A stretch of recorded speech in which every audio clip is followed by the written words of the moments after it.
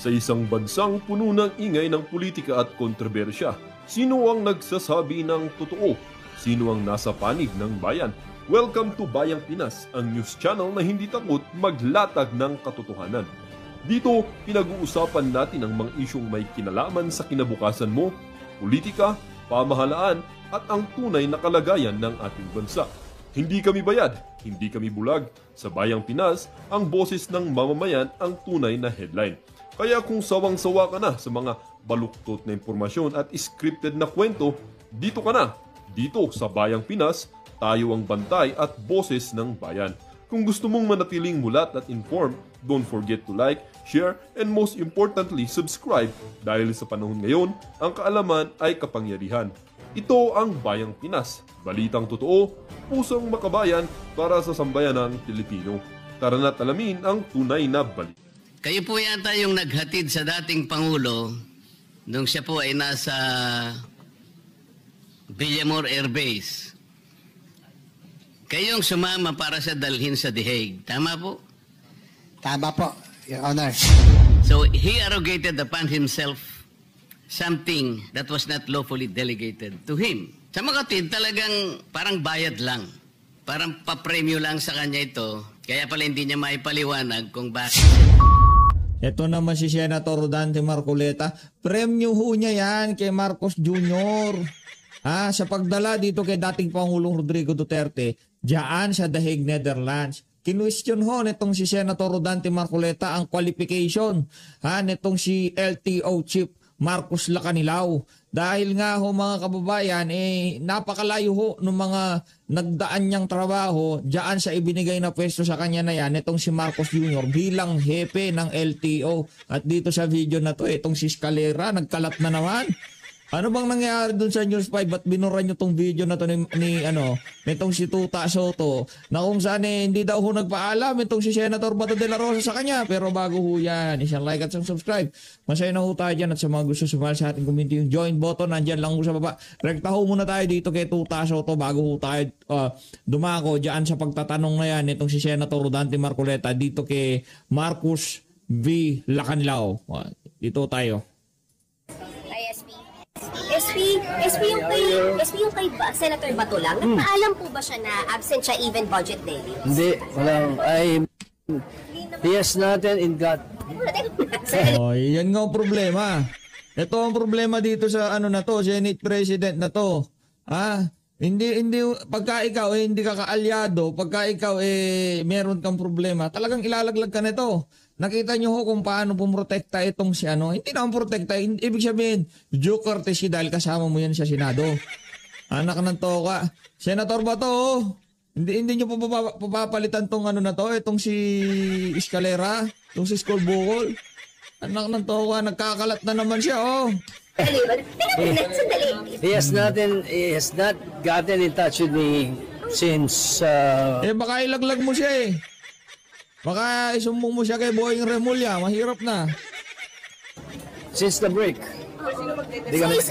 Hindi ka kasi pwedeng pagkatiwalaan. Buhok mo pa lang delikado na. Okay na hindi niya natidefend. The chairman, Senator Sherwin Gatchalian will take over. Yes, siya naman ang chairman mga vice chairman lang sila What do you make of it, SP, na hindi siya nagpaalam? Pwede po yun, SP? Oh yeah, malalaki na sila. It's their own lookout. Absent siya. Yun ang party. Para naman tanga tong reporter na to. Understood naman yun. Nakita mo naman kung anong ginagawa ng administrasyon sa kanya. Di pagka nagpaalam siya, nakita siya, dinayari siya.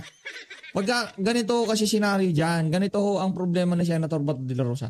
Pagka nagpunta siya dyan sa Senado at alam nila na nasa Senado siya, anytime, pagka sinabi nila, warrant of arrest ni Bato, nandito na. I-implement na namin to. Hindi na ho siya palalabasin dyan sa Senado. Anong paalam? Senator Bato, huwag kang magpakita kahit dito kay Soto. Isusumbong ka niya kay Boying Remulla. Yeah, absent yun. From November 10, November 11. Okay lang. Okay lang, ginagago naman ng administrasyon. Sorry Linuloko naman to ng administrasyon yung mga batas tsaka proseso. Kaya imbis na padala ka sa The Hague, Netherlands, dito ka na lang, Senator Bato de la Rosa. Huwag kang magpakita. Walang problema yan. Ngayon, kung magsasampa sila ng ethics complaint sa'yo dyan sa ethics committee, walang problema yan. Tanggalin ka nila kung tanggalin ka nila. Anak ng Petrang Garabata. Kasi pag nagpakita ka, nalaman ni Boying Remulla na nasa Senado ka, di ka na palalabasin na Senado. Kahit ano mangyari sigurado, hindi ka na makakalabas sa Senado. Na hindi nila na-defend yung agency na dapat nire-defend nila. Hindi okay yun. In the first place, dapat hindi mo hiniling na makuha mo yung mga chairmanship na yun kung hindi mo naman, kung kaya mo. Sana. Kaya niyang i-defend. Walang problema, i-defend niya.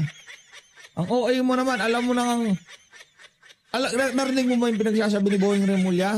Hindi yung issue kung kaya o hindi kaya eh. Ang issue dito yung sitwasyon niya ngayong mga panahon na to. Kung kaya ba niya magpunta dyan sa Senado? Talaga si Tuta. Kung hindi mo kaya, hindi mo dapat hiniling na makuha mo yung chairmanship na yun. Especially vice chairmanship ng budget, national defense. Napakahalaga eh. So, napakahalaga. Ito ho yung tipong, ito ho ang ika nga, larawan o personalidad pagkatao ng siyang walang kwentang tao. Yan si Soto. Wala ho siyang pakialam. Hindi ho niya iniintindi yung mga kasama niya mga senador. Siya ho ang siya ho ang pinakaama nila dyan sa Senado. Siya ho yung tumitimon, ika nga kumukumpas kung anong mangyayari. Yung isang anak mo, alam mo na, yung isang tauhan mo, yung isang kasama mo, alam mo na meron siyang kinahaharap na problema. Alam mo, kaya niyang depensahan yan. Nagdaang budget deliberation, nagpupunta naman si Senator Bato de la Rosa. Ano bang kaibahan nitong isa na to? Hindi mo siya basta-basta pwedeng pumunta. Bakit? Tatrabahuin siya ni Boying Remulla. I leave it to Senator Gatchalian, who's the chairman of the Committee on Finance. Siya na bahala kung anong gagawin niya. Walang mga sanction for long absences? Wala naman. I do not recall anything to that effect. But I will check. I will look at it. Meron ako mga nami-miss sa rules. Wala siyang hiningin tulong despite yung posibleng paglabas ng ICC warrant? Wala. He has nothing. He's not got. Parang tanga tong si Soto. Dapat hindi nila hiniling yung vice chairmanship ng mga komite. Kung di nila kayang depensahan yung budget. Hindi yun ang issue. Hindi yung kaya o hindi kayang depensahan. Anak ng Petrang Garabata, understood na yun. Wala siya dyan dahil pagka nagpunta siya dyan, yung mga kaibigan mo sa Malacanang, siya ang gagawing pangtakip butas dito sa lahat ng issue na kinasasangkutan nila ngayong mga panahon na to. Atin in touch with me from the day that we adjourned before the break. Sen ba tawag ka magpakita kay Soto? Naknatawa ka. Iaano kayo, lalaglag ko niyan. Safer here considering that he will not allow arrests made in the Senate halls? Your guess is as good as mine. Thank you, SP.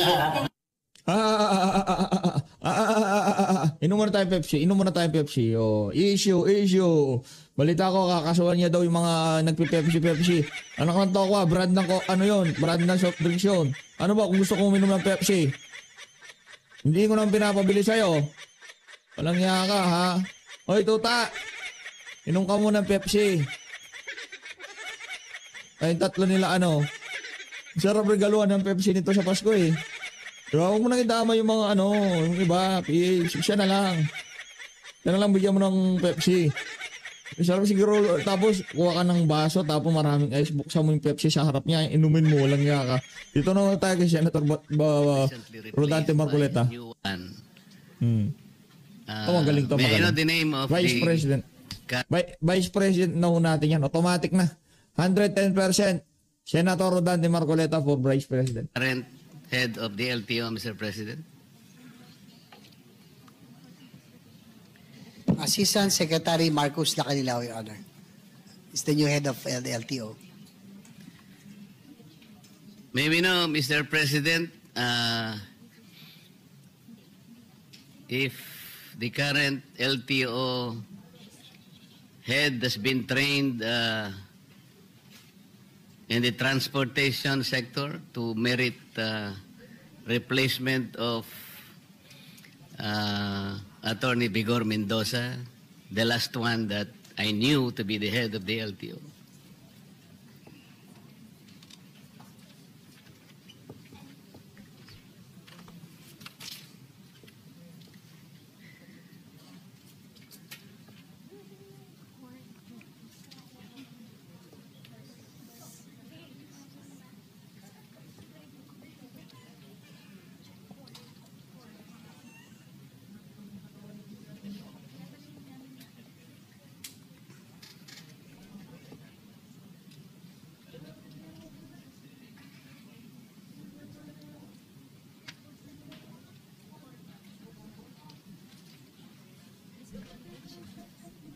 Your Honor, Mr. President, he is beside me right now. He said that he has been active in the motoring sector and at one time part of in one of the investigation in one of the issues in the LTO in sa taong 2008-2009. May we know, Mr. President, how active or to what extent he is so active in the motoring sector?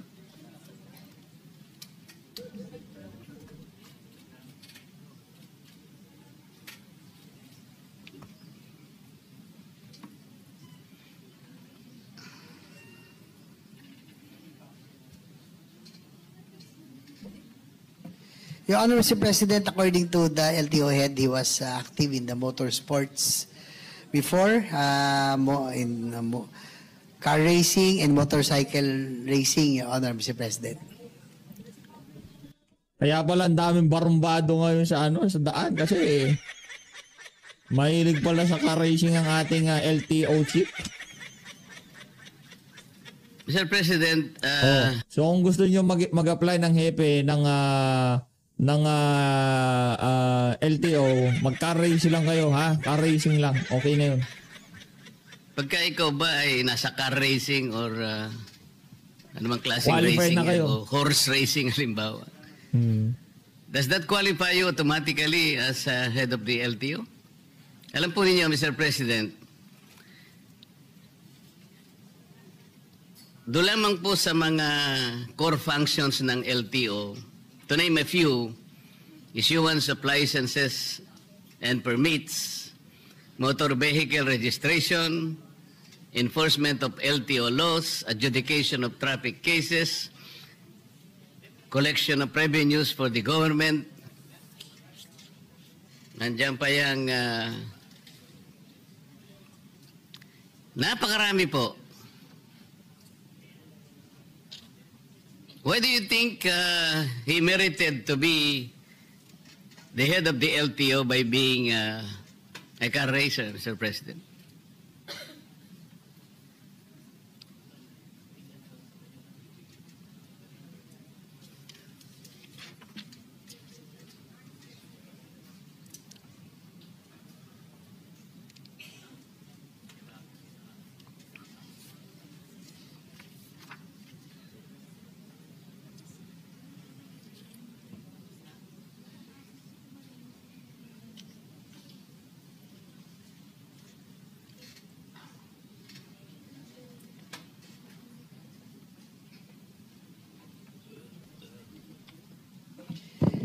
Your Honor, Mr. President, the LTO head said that he was formerly an ASEC of the civil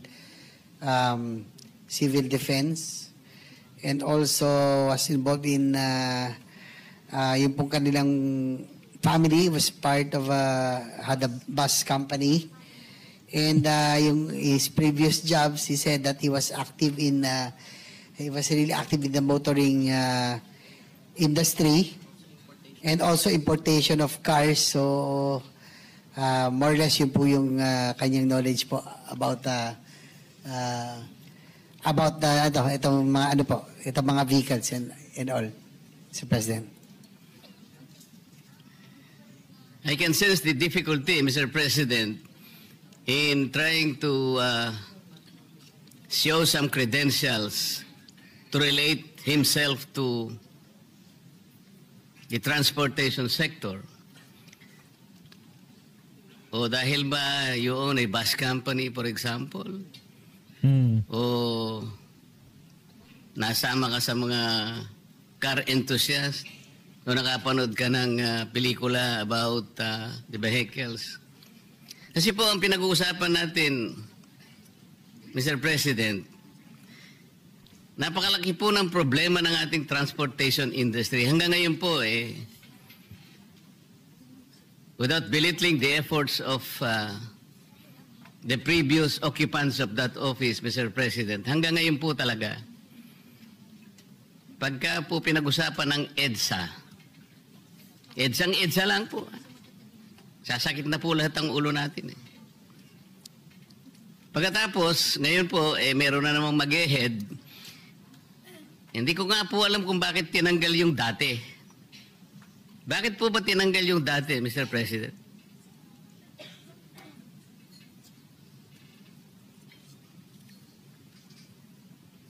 Siyempre, kailangan siyang ilagay siyang Dante.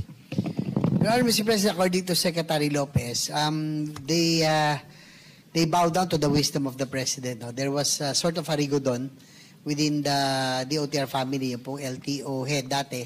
Si Atty. Vigor Mendoza is now with LTFRB. Si Yan ba yung mga panahon na tinanggal din si napunta sa ang tawag dito? DPWH itong si Vince Dizon. The current LTO director Lacanilao came from the office of LT Cooperative Office of Transportation. Si Guadis napunta po sa Office of Transportation Cooperatives. Dati po si Director Lacanilao po yung nanggaling doon. So, ay di ba? Si Director Lacanilao, saan naman po galing? Nako, Ay, yan sorry, na. ambassador pala siya ng transnational crime pala. Ito si Marcos Lacanilao, Your Honor, the current head of LTO. So, it was the decision of the President, prerogative of the President na nagkaroon po ng rigodon doon po sa DOTR attached agency, Your Honor. Mr. President, siguro po hindi na-advise na mabuti ang Presidente kasi kung galing pala siya sa transnational crimes, ano naman pong connection no sa transportation? Ang alam ko po, the present occupant of that office is Special Envoy for Transnational Crimes. Tama po yun? SETC.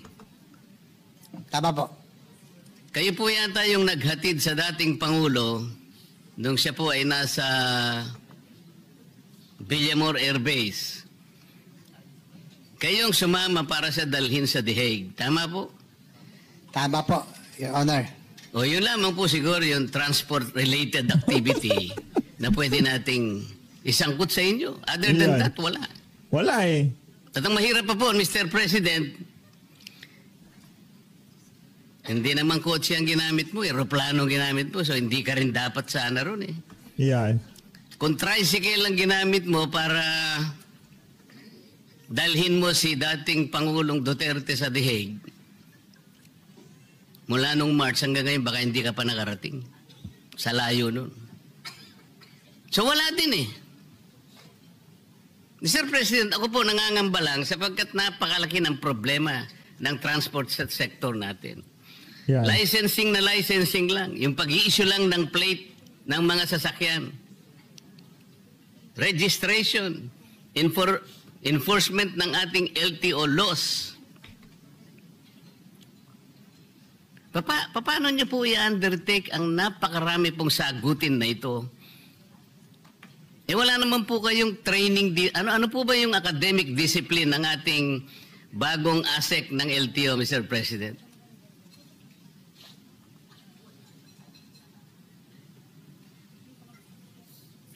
Your Honor, Mr. President, according to our LTO Director, as additional credentials, he's a road safety advocate and he is a civil engineer by profession, Your Honor. Ano po? Civil engineer po. Ang dami pong civil engineer sa Pilipinas. Nang dahil po ba safety engineer kayo, ang gusto ko po sanang malaman, ano po ba yung mga naging katangian ninyo, ang training ninyo, ang mga credentials ninyo, dahil hindi po biro-biro ang opisinang pinasok ninyo? Nang dahil lamang po sa rigudon, gano'n lamang po. I don't think the President was advised very well. Marami naman po siyang pwedeng ilagay bakit po kayo nagaling sa SETC? Kaya ang nilagay. O sige, nirigudon sana kayo. Baka kayo na po siguro ang naging executive director ng PCTC. Kasi, kung hindi ako nagkakamali, yun ang Philippine Center for Transnational Crimes. Parang magkalapit. Pero para dalhin po kayo sa LTO, masyadong malayo po yun Yan. Layo. Is my observation valid, Mr. President? Your Honor, Mr. President, according to Secretary Lopez, we just defer to the wisdom of the appointing authority, Your Honor. So, hindi rin naman daw nila, they were also caught by surprise nung nagkaroon po ng rigodon. So, they just have to follow orders, Your Honor, Mr. President. I will not question the wisdom of the appointing authority, Mr. President. I never will. Only the President can appoint anybody, nobody else. Ang problema lang, baka hindi siya in-advise ang mabuti. Kasi kung halimbawa, dadaan niya sa Commission on Appointments, siguradong hindi siya papasa, Mr. President. Because meritocracy, I think, is fundamental. That is the only way wherein the checks and balances of the legislature will come in. Without questioning the appointing authority, but we can assess the competence, the merit and fitness of the appointee. Now we're talking about the budget, Mr. President. We're going to entrust to the head of the LTO the budget that they required to execute the programs for 2026. The concern is, kung wala naman po kayong training sa gagawin ninyo,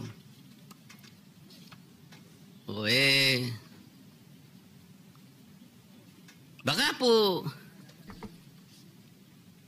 may papangako po ba ninyo na ang budget na ibibigay sa inyo ay talagang magagastos doon sa kanyang dapat nakapuntahan, considering na hindi naman po kayo talaga nakaakma doon sa posisyon na dapat sana ay naibigay doon sa talagang karapat-dapat.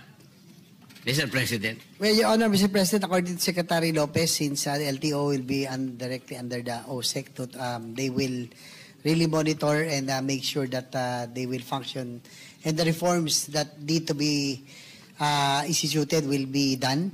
So, yan po ang commitment ng Secretary Lopez natin. In fact, meron nga akong ditong side Meron din pong appointee ron na hindi ako pabor no, na political appointee. Na we should appoint people who have the technical skills and know-how and knowledge para hindi masayang, not political appointees. I'm talking about the PNR chairman who was recently appointed. Sayang po ang ating pong PNR. Yan po ang advocacy natin, railway system. Nag-appoint po ng isang dati naming konsihal na who had a lackluster record kahit bilang konsihal. Kaya nga, minsan nasasayang, minsan nakakapagtaka rin. Ako rin, Mr. Chair, nagtataka rin ho ako minsan. Nanghihinayang po ako sa posisyon, we should be appointing people who have that capability and knowledge in position para hindi ho nasasayang. Salamat po sa sagot. Ako naniniwala talaga ako na yung meritocracy, yung merit po talaga, importante rin yon. Halimbawa po ako, na-appoint ako na secretary ng DOH. Hindi ko po tatanggapin dahil hindi naman ako doktor Yan. Kung magicero po siguro, tatanggapin ko. Magic lang naman yun Ang ibig ko